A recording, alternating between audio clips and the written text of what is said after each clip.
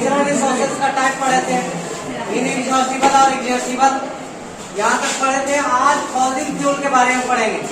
जीवाश्म ईंधन यानी जीवों के अंश से जो बना है, पेड़ पौधा के अंश से जो बना है, उसके बारे में। ईंधन में जान ही रहे हो कि कोई भी चीज को यूटिलाइज करके उसको जला के जो है हम उसको जो है एनर्जी निकालते हैं, उसको ईंधन कहते हैं। Living organisms buried under the earth long ago are not fossil fuels.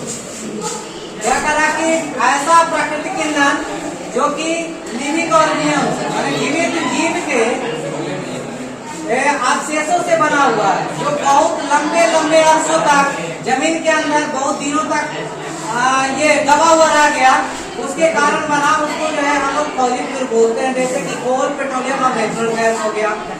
उसके बाद फॉसिल क्या होता है, तो वही fossil are the remains of prehistoric plants और animals buried under the earth millions of year ago. Fossil जो होता है वही जीव का अंश जो कि प्री हिस्टोरिक हिस्ट्री से भी पहले जो बहुत सारा प्लांट और बहुत सारा जानवर जो है और बहुत सारा पेड़ पौधा जमीन के अंदर मिलियनों साल पहले, लाखों लाख, दसों लाख, करोड़ों अरबों साल पहले जो है दब गया, और वही जो है हाई प्रेशर और हाई टेम्परेचर के कारण जो है फॉसिल फ्यूल बन गया। अब ये फॉर्मेशन ऑफ फॉसिल फ्यूल होता कैसे है, तो देखते हैं क्या होता है।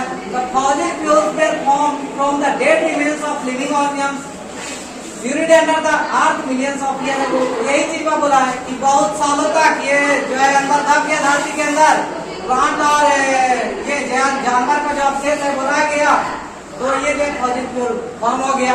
In the absence of air the chemical effect of heat, pressure and bacteria converted the buried remains of plants animals into fossil fuels like fuel, coal और पेट्रोलियम। अब क्या होता है कि फॉसिल फ्यूल बनता कैसे, तो ये जमीन के अंदर दब गया तो न हवा अंदर जाएगा न बाहर से उसका गैस है जो निकलेगा। अब अंदर ही बहुत सारा केमिकल प्रोसेस होते रहता है। अब ना अंदर से बाहर आएगा न बाहर से अंदर जाएगा, तो ये क्या होगा, अंदर टेम्परेचर भी बहुत बढ़ेगा, हाई हो जाएगा, प्रेशर भी बढ़ता जाएगा, कहीं तो उससे गैस फॉर्मेशन होगा ना। देखते नहीं हो ऐसे भी नाला जो हम लोग के आसपास रहता है उसको बंद रहता है ना, तब देखना कि एक बैग खोलोगे तो कितना एकदम प्रेशर में जो है सुगंध आएगा, स्मेल आएगा, आता है कि नहीं आता है, बहुत सारा गैस निकलता है ना उसमें। तो उसी तरीके से सोचो कि बहुत ज्यादा अमाउंट में रहता है, तो बहुत ज्यादा अमाउंट में रहेगा तो कितना ज्यादा प्रेशर क्रिएट करेगा, कितना ज्यादा हीट क्रिएट करेगा, है कि नहीं। आप कहोगे कि सर अंदर हीट क्रिएट करेगा, ये फॉसिल फ्यूल तो जल जाना चाहिए था, क्या हो जाना चाहिए, जल जाना चाहिए था, लेकिन जलता नहीं है सर अंदर। अरे हीट से क्या हो जाना चाहिए, जल जाना चाहिए, लेकिन जलता नहीं है। काहे नहीं जलता है, तो देखो काहे नहीं जलता है। कोई भी चीज को जलने के लिए ऑक्सीजन की जरूरत होता है। अब अंदर से तो ढका हुआ है, तो अभी ना सुबह में पढ़े हम लोग कि ना एयर अंदर से बाहर आएगा ना बाहर से अंदर जाएगा, तो जाएगा नहीं करेगा तो ऑक्सीजन का कोई अध्यय नहीं है, वहाँ पे एग्जिस्टेंस नहीं है, तो जलेगा ही नहीं, चाहे कितना भी हीट बढ़ा दे, समझा रख नहीं, तो इसी कारण नहीं जलता है। अब देखो large land plants are converted into coal. जो बड़ा बड़ा पौधा जो जमीन में रहता है वो कोल में कन्वर्ट होता है, बड़का बड़का पौधा को जिसमें कन्वर्ट होता है, कोल बनता है।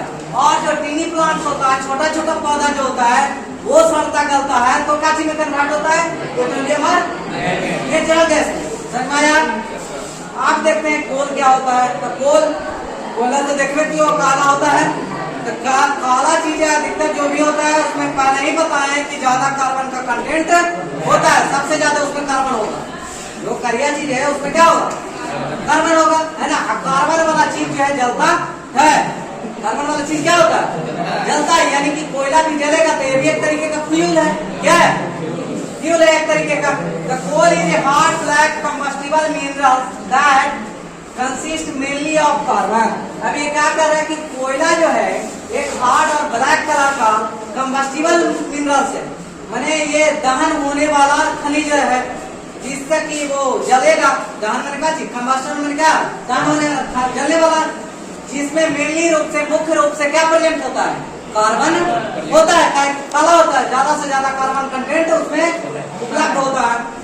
Coal found in deep coal mines under the surface of earth. अब ये पाया कहाँ जाता है, तो धरती का जो बहुत ज्यादा अंदर खुदाई करते हैं तो कोल माइन में ये कोयला होता है। अब यही बहुत ज्यादा हाई प्रेशर होते रहता है ना, तो हो सकता है कि ये ग्रेफाइट और अपने भी तब्दील हो जाएगा डायमंड में। जानते हो कि नहीं जानते हो?